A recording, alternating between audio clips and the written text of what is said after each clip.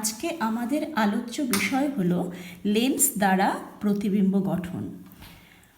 লেন্সের মধ্যে আলোর প্রতিসরণের ফলে কি করে প্রতিবিম্ব গঠিত হয় আমরা সেটা রশ্মিচিত্র অঙ্কনের মাধ্যমে দেখব।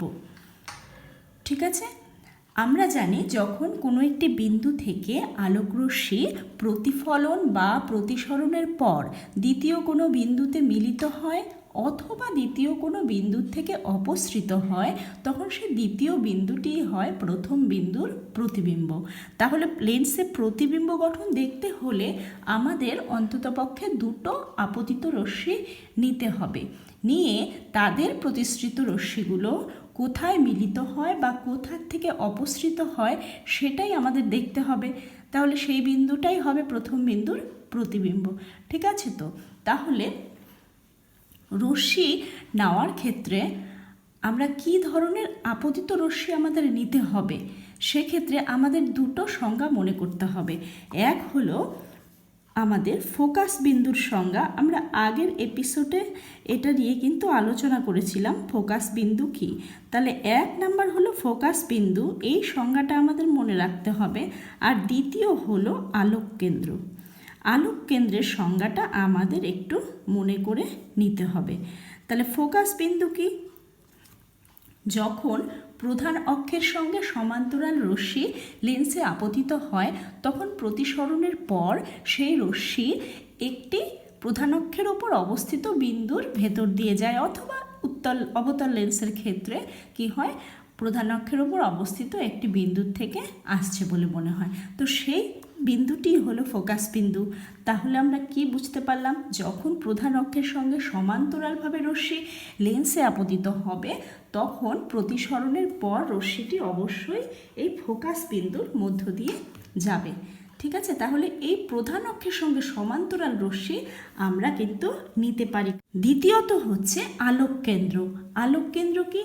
আলোক কেন্দ্র হলো এমনই একটি বিন্দু যে অভিমুখে রশ্মি লেন্সে আপতিত হলে রশ্মিটির কোনো প্রকার বিক্ষেপ হবে না, যে দিক দিয়ে আপতিত হয়েছিল ঠিক সেই অভিমুখেই প্রতিসৃত হবে।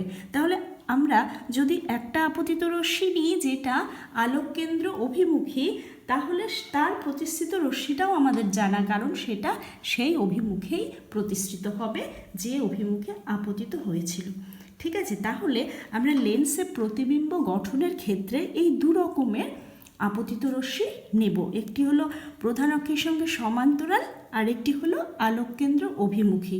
নিয়ে দেখব প্রতিসৃত রশ্মি কোথায় মিলিত হয় অথবা কোথার থেকে অপসৃত হয়। ঠিক আছে, আমরা তাহলে উত্তল এবং অবতল দু প্রকারের লেন্স। তো প্রথমে আমরা উত্তল লেন্স লিখছি। উত্তল লেন্সে দেখা গেছে যে বিভিন্ন দূরত্বে যদি বস্তুকে রাখা হয় তাহলে কিন্তু প্রতিবিম্বের প্রকৃতি পরিবর্তিত হয়ে যায়। সেজন্য উত্তল লেন্সে প্রতিবিম্ব গঠনের ক্ষেত্রে আমরা তিনটে ক্ষেত্র নেব। তাহলে উত্তল লেন্সের ক্ষেত্রে আমরা এই তিন রকমের কেস নিয়ে আলোচনা করব। প্রথমে কি হয়েছে, বস্তু দূরত্ব গ্রেটার দেন 2f, মানে ফোকাস দূরত্বের দ্বিগুণ দূরত্বের চাইতে বেশি। এফ দিয়ে আমরা ফোকাস দূরত্ব বুঝি। ফোকাস বিন্দু বলতে দ্বিতীয় মুখ্য ফোকাসটাকেই বুঝি, আর এফ হলো দ্বিতীয় মুখ্য ফোকাসের দূরত্ব আলোক কেন্দ্র থেকে, যেটাকে বলা হয় ফোকাস দূরত্ব। আর দ্বিতীয় ক্ষেত্রে বস্তু দূরত্ব ফোকাস দূরত্বের চাইতে বেশি কিন্তু ফোকাস দূরত্বের দ্বিগুণ দূরত্বের চাইতে কম। আর তৃতীয় ক্ষেত্রে বস্তু দূরত্ব ফোকাস দূরত্বের চাইতে কম। এই তিন রকমভাবে আমরা দেখব উত্তল লেন্সে কী করে প্রতিবিম্ব গঠিত হয়। তো আমরা একটা লেন্স নিয়ে নিচ্ছি, উত্তল লেন্স। উত্তল লেন্সের এটা হলো আমাদের লেন্সটির প্রধান অক্ষ।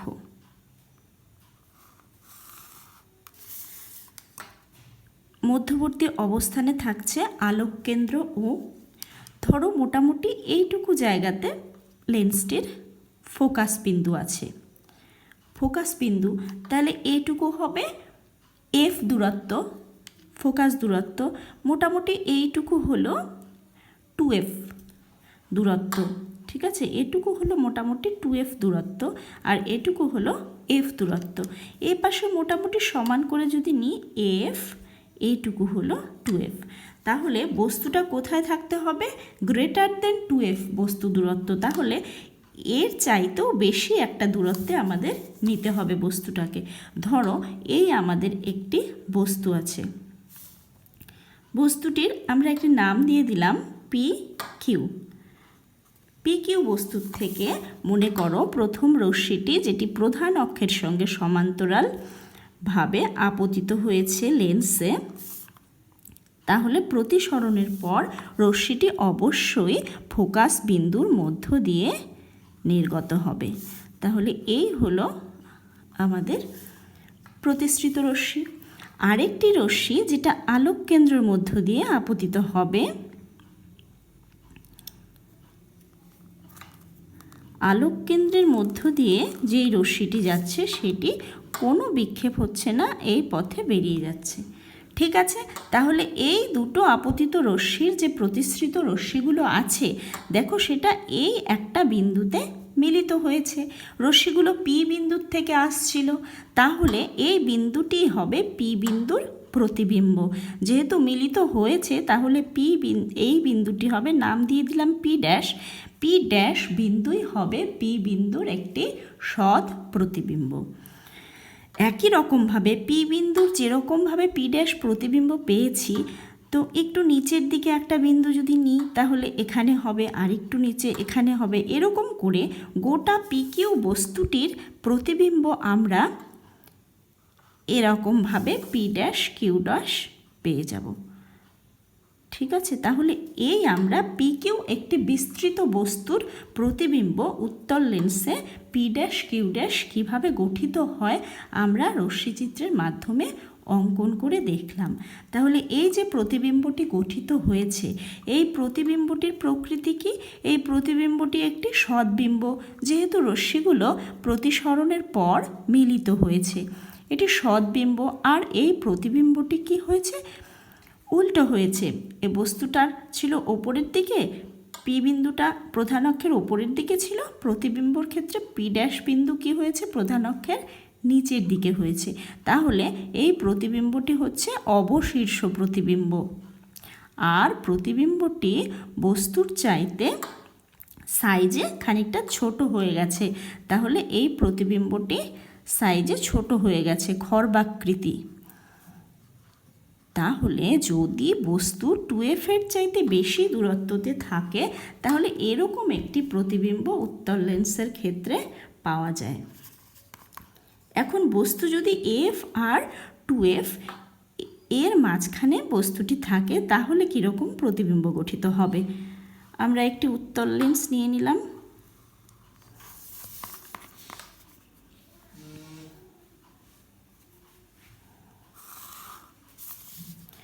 মনে করো এইটুকু f, মোটামুটি এরকম জায়গায় 2f হবে, আলোক কেন্দ্র f, আর এটুকু হলো 2f। যদি f এবং 2f এর মাঝখানে বস্তুটি অবস্থিত হয়, PQ বস্তুটি এবার f দূরত্ব এবং 2f দূরত্ব এই দুটোর মাঝখানে আছে। একই রকমভাবে আমরা প্রধান অক্ষের সঙ্গে সমান্তরাল একটি রশ্মি নেব। প্রতিসরণের পর রশ্মিটি ফোকাস বিন্দুর মধ্য দিয়ে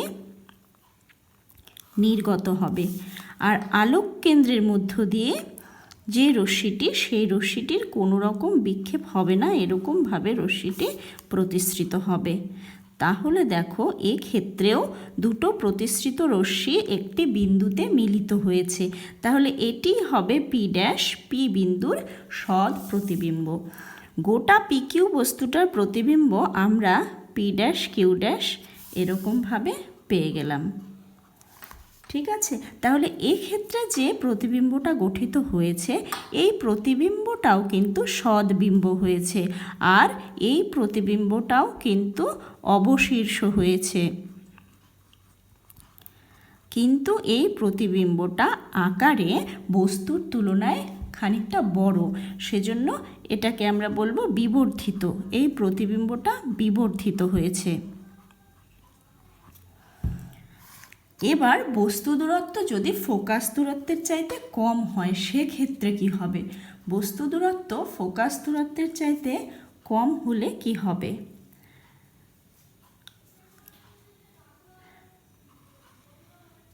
আমরা উত্তর লেন্স নিয়ে নিলাম।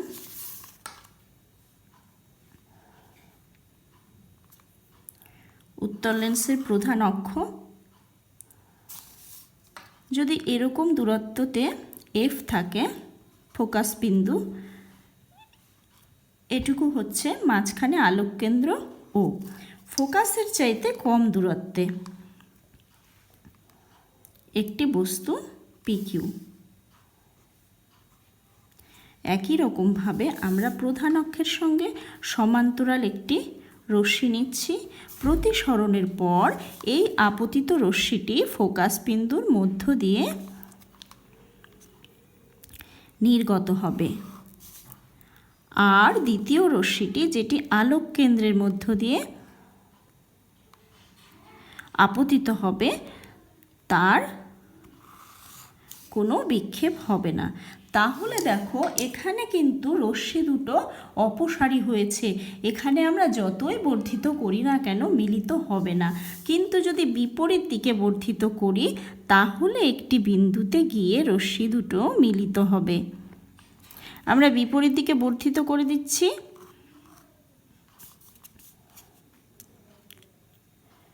বিপরীত দিকে রশ্মি দুটোকে যদি বর্ধিত করে দিই তাহলে দেখা যাবে একটি বিন্দুতে রশ্মি দুটো মিলিত হবে।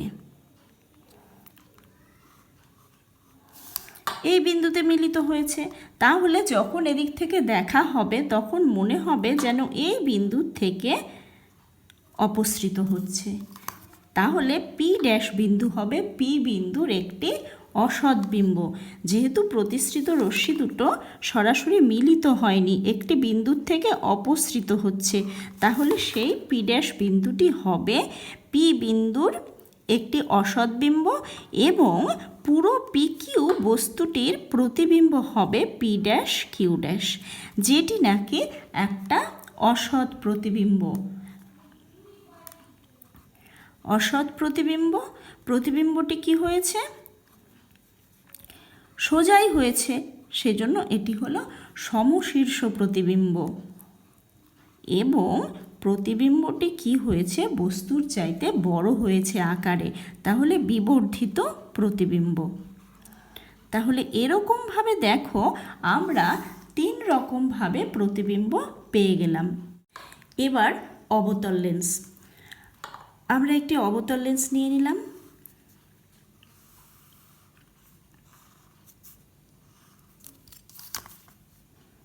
লেন্সটির প্রধান অক্ষ আর এটি হলো লেন্সের আলোক কেন্দ্র। ধরি ফোকাস বিন্দু এফ। লেন্সের অক্ষের ওপর যে কোনো একটি জায়গায় আমরা পি কিউ বস্তুটি নিয়ে নিচ্ছি। এবার প্রধান অক্ষের সঙ্গে সমান্তরাল রশ্মি যেটি পি বিন্দু থেকে এসে লেন্সে আপতিত হলো সেটি এমনভাবে প্রতিসৃত হবে যাতে পেছন দিকে যদি আমরা রশ্মিটিকে বর্ধিত করি তাহলে এফ বিন্দুতে মিলিত হবে। এটা আমরা ফোকাস বিন্দুর সংজ্ঞাতে দেখেছি। আরেকটি রশ্মি পি বিন্দু থেকে যেটি আলোক কেন্দ্র অভিমুখী হবে সেটি প্রতিসরণের পর সেই অভিমুখেই চলে যাবে। তাহলে এই দুটো প্রতিসৃত রশ্মি কোথায় মিলিত হয়েছে? এখানে মিলিত হয়েছে। তাহলে এই বিন্দুটি হবে পি বিন্দুর প্রতিবিম্ব পি ড্যাশ। এখানে যেহেতু বিপরীত দিকে বর্ধিত করার পর মিলিত হয়েছে তাহলে আমরা বলতে পারি পি ড্যাশ হলো পি বিন্দুর একটি অসৎ বিম্ব। পুরো পি কিউ বস্তুর ক্ষেত্রে আমরা পি ড্যাশ কিউ ড্যাশ প্রতিবিম্ব এরকম পেয়ে যাব। তাহলে অবতল লেন্সের ক্ষেত্রে আমরা কীরকম প্রতিবিম্ব পেলাম? প্রতিবিম্বটি হলো একটি অসৎ বিম্ব আর প্রতিবিম্বটি সমশীর্ষ এবং প্রতিবিম্বটি হলো বস্তুর চাইতে ছোট হয়েছে, পি কিউ এর চাইতে পি ড্যাশ কিউ ড্যাশ ছোট হয়েছে, অর্থাৎ প্রতিবিম্ব হলো খর্বাকৃতি। দেখা গেছে অবতল লেন্সের ক্ষেত্রে আমরা যেখানেই বস্তুটিকে রাখি না কেন সব ক্ষেত্রে এরকম প্রতিবিম্বই গঠিত হবে, অসৎ, সমশীর্ষ এবং খর্বাকৃতি প্রতিবিম্বই গঠিত হবে। তাহলে অবতল লেন্সের ক্ষেত্রে আমাদের শুধু একবার প্রতিবিম্ব আঁকলেই চলবে। প্রতিবিম্ব কতখানি বিবর্ধিত হয়েছে, কতখানি বড় বা ছোট হয়েছে বস্তুর তুলনায়, সেটা পরিমাপ করার জন্য একটি রাশি আছে যেটি হলো বিবর্ধন। বিবর্ধন হলো প্রতিবিম্বের আকৃতি এবং বস্তুর আকৃতি এই দুটোর অনুপাত। দেখা গেছে বিবর্ধন প্রতিবিম্ব দূরত্ব এবং বস্তু দূরত্বের অনুপাত দিয়েও প্রকাশ করা যায়। যদি প্রতিবিম্বের আকৃতি বস্তুর আকৃতির চাইতে বড় হয় তাহলে বোঝাই যাচ্ছে বিবর্ধন কি হবে, গ্রেটার দ্যান 1 হবে। ঠিক আছে, তার মানে যদি বিবর্ধন গ্রেটার দ্যান 1 হয় তাহলে বুঝতে হবে যে প্রতিবিম্বটি বিবর্ধিত হয়েছে।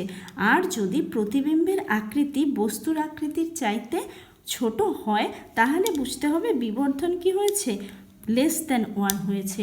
বিপরীতভাবে যদি বিবর্ধন 1-এর চাইতে ছোট হয় তাহলে বুঝতে হবে যে প্রতিবিম্ব হয়েছে খর্বাকৃতি। আর বিবর্ধন ধনাত্মক বললে বোঝায় প্রতিবিম্বটি সমশীর্ষ, আর বিবর্ধন ঋণাত্মক মানে প্রতিবিম্ব উল্টো হয়েছে, অবশীর্ষ হয়েছে। উত্তল এবং অবতল লেন্সে যে প্রতিবিম্ব গঠিত হয় আমরা যেটা দেখলাম সেই অনুসারে প্রতিবিম্বের অবস্থান এবং প্রতিবিম্বের প্রকৃতি কেমন হয় সেটাকে আমি একটি চার্টের মাধ্যমে প্রকাশ করেছি। তোমরা চাইলে এটার স্ক্রিনশট নিয়ে রাখতে পারো, কারণ এটুকু যদি শুধু তোমরা মনে রাখো তাহলেই কিন্তু অনেকগুলো অবজেক্টিভ কোশ্চেনের উত্তর তোমরা দিতে পারবে। যেমন উত্তল লেন্স কখন সদ্বিম্ব গঠন করে, কখন উত্তল লেন্স অসদ্বিম্ব গঠন করে, কখন প্রতিবিম্ব বিবর্ধিত হয়, অবতল লেন্স সদ্বিম্ব গঠন করে কি না, ইত্যাদি ইত্যাদি বহু প্রশ্ন শুধুমাত্র এইটুকু চার্টের থেকে হয়ে যাবে। তাহলে আজকে আমরা এখানেই শেষ করব। নেক্সট এপিসোডে আমরা আবার অন্য কিছু নিয়ে আলোচনা করব।